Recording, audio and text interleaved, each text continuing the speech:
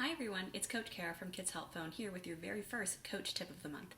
Now today we're going to talk specifically about how rapport building and exploration can come together to make sure our texter feels completely heard and understood by our crisis responder, no matter how long the conversation and no matter the issue.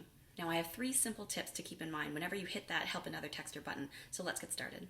Now you might notice that I talk very, very fast and sometimes I'm really hard to understand, so the advice that I would give myself is the exact same advice that I would give to you, and that is to slow things down.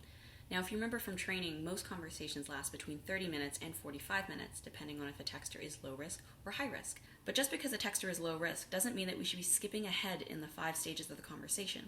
We just move through each of them faster.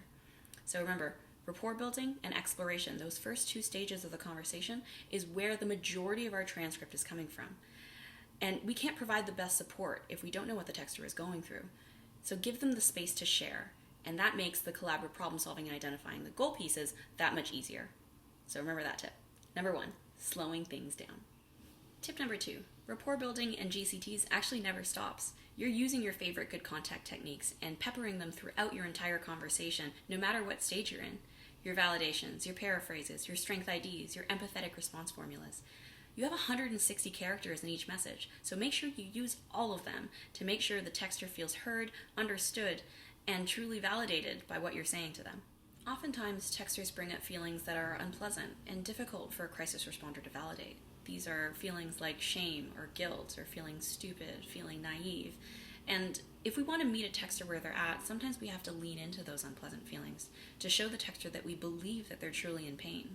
For example, let's say a texter says, I feel stupid, I'm completely hopeless. One response could be, you're not stupid, you're not hopeless, you texted in today, which shows that you have so much bright feelings for the future. And that is what I call empty cheerleading.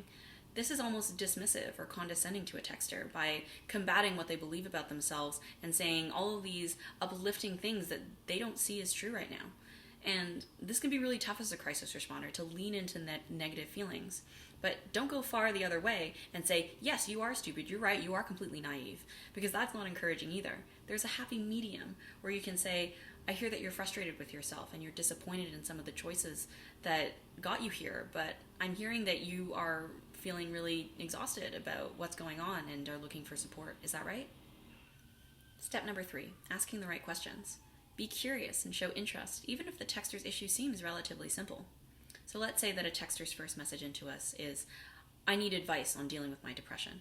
It can be tempting as a crisis responder to just open up and say, I have an article about coping with depression on our Kids Help Phone website. Do you want me to send that to you? But that skips over like 3 stages of the conversation and assumes that we know best for them. And we don't, because we literally know nothing about their situation. We don't know anything about their context. And so instead of just sending a referral right off the bat, what I would recommend is a message like, it sounds like you're carrying a lot of heartache right now and you're looking for ways to cope. Just so I can understand your situation a little bit better, can you tell me how this all started? Or was there any precipitating event specifically today that caused you to text in? There are lots of different ways you can start that conversation so that down the road, a referral that you might have thought at the beginning might have been relevant, might be not helpful, but you wouldn't know unless you ask. So step number 3, don't be afraid to ask questions. And that's it for today's Coach Tip of the Month. Just as a quick reminder, for perfect rapport building and exploration every single time, number 1, remember to slow down. Every single conversation goes through the 5 stages, regardless of whether or not it's low risk or high risk. Number 2, rapport building never stops. Being able to lean into a texter's feelings, whether or not they're pleasant, unpleasant, positive, or negative, is really important in the rapport building process. Validating a texter's pain is just as important as validating that texter's strengths.